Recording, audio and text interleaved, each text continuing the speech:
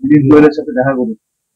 বিনীত গোয়েল বলেছে সরকার যদি বলে তাহলে তিনি এখান থেকে চলে যান, আর বলেছে উনি যা করেছেন সে কাজে তিনি সন্তুষ্ট। বলবেন?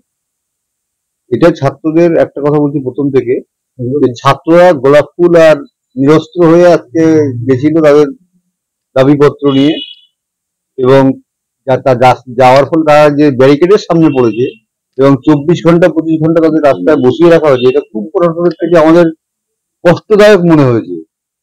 এবং আজকে তো আমরা ওদের পরিবারের সদস্য হিসাবে মনে করছি আর গেছিল, এবং তিনি কি করবেন না কি করবেন তাদের দাবিপত্রটা দিতে পেরেছে, তাদের নৈতিক জয় হয়েছে, তাইটাই আমরা মনে করি। নৈতিক জয় কেন বলছি, মানে তারা লালবাজার পৌঁছাতে পেরেছে এবং মানে সিপি কে তাদের যে দাবি দেওয়া সেগুলো বলতে পেরেছে, জানাতে পেরেছে, লিখিতভাবে দিয়েছে, এবং তিনি যা বলেছেন তেনার দিক থেকে যেটা ভালো মনে করেছেন তাই বলেছেন। না, এটা আমরা কি করে চাইবো বলুন, প্রশাসন দেখছে, আমরা ছাত্রদের সঙ্গে আছি এটা বলতে পারি। ছাত্ররা নিশ্চয়ই পুলিশের সন্দীপ ঘোষকে 8 দিনের পুলিশ হেফাজত দিয়েছে, কালকে অ্যারেস্ট হয়েছিল, আজকে কোর্ট সিবিআই অ্যারেস্ট করেছিল, আজকে কোর্ট 8 দিনের পিসি দিয়েছে, পুলিশ হেফাজত।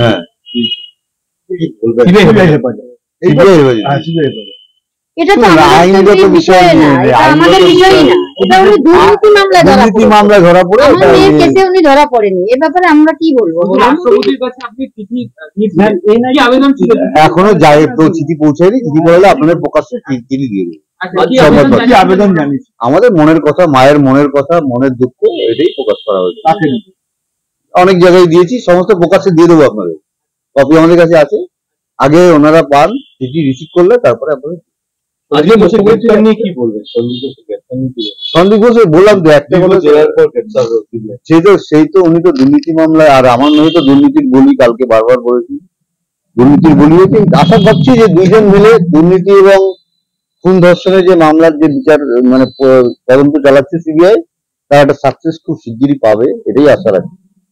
আজকে মুখ্যমন্ত্রী একটি বিল এনেছেন বিধানসভায়, এই সমস্ত ব্যাপারে আমরা হয়তো কোনো আমি প্রতিবাদ জানাই।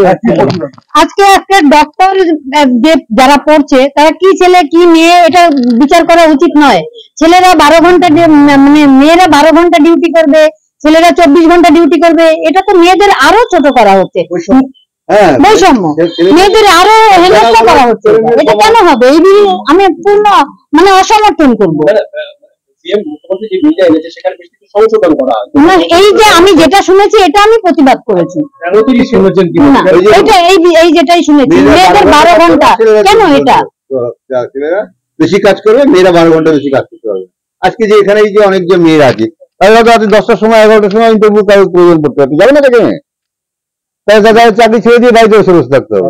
তার বৈষম্য তো এখানে তো ছেলে মেয়ের বৈষম্য উনি দেখিয়ে দিচ্ছে, এটা অবশ্যই সরকারের অক্ষমতা।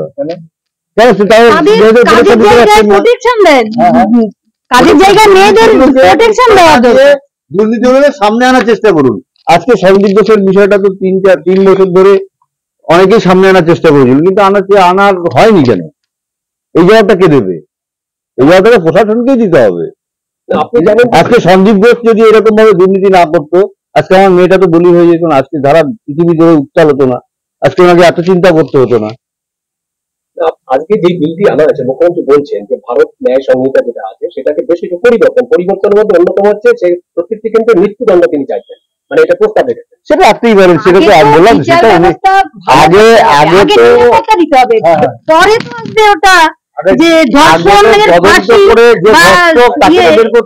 আগে তো তাদের সুরক্ষা, কাজের জায়গায় সুরক্ষা আগে, তারপরে আগে ধর্ষণ রক্ষা চাইছেন।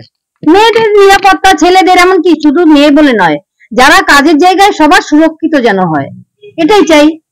এখন তো আমরা আর্থিক সমানে নানান কথাবার্তা শুনতে পাচ্ছি, এগুলো আমাদের খুব মনে কষ্ট দিচ্ছে।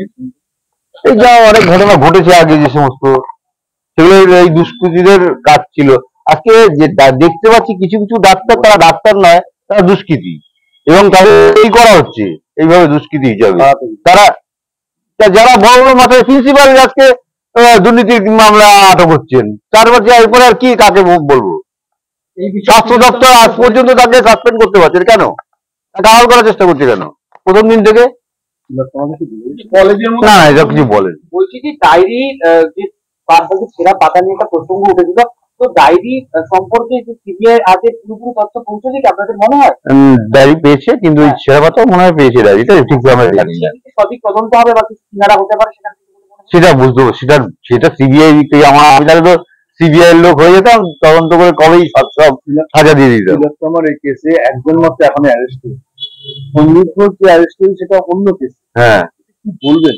না এটা নিয়ে আমরা কিছু এখন আপাতত মন্তব্য করছি না। আমরা আমাদের সবাই আমাদের ধৈর্য ধরতে বলছে, আমরা ধৈর্য ধরে চেষ্টা করছি এবং শান্তিপূর্ণ একটা সহাবস্থান আমাদের সবাই রাখুক, আন্দোলন করুক। আর আপনারা যেরকম বিষয়টাকে আগে বাড়ানোর চেষ্টা করছেন, এরকম চেষ্টা করুন। তারা ধৈর্য দিতে বলছে। সবাই সব জায়গায় থেকে সবাই সেটা বলছি, আমরা চেষ্টা করছি। আমরা শান্তিপূর্ণভাবে আন্দোলন আগে নিয়ে যাবো। সরকারের ছাত্রদের আন্দোলনে কম যাবে? আগামীকাল ছাত্রদের হ্যাঁ হ্যাঁ, পরিবারের লোক যাবে, পরিবারের লোক যাবে, আর পরিবারের লোক আপনি আপনার সেটা কাল পরিবারের লোক করা হয়নি আমাদের। যাবে। পরিবারের লোক। রাজ্যবাড়ি আমাদের উত্তম দেওয়া। কখন যাব ঠিক হয়নি, আপনি যাবেন? গেলে তো জানতেই পারবেন আপনারা। আজই করে আজই করেই যাবো আমরা। আজই করে আমার মেয়ের ঘটনা ঘটেছে। মানে কে কে যাবেন, কখন যাবেন, এটা সেগুলো কালকে না, যাতে হবে, কালকে যাতে হবে।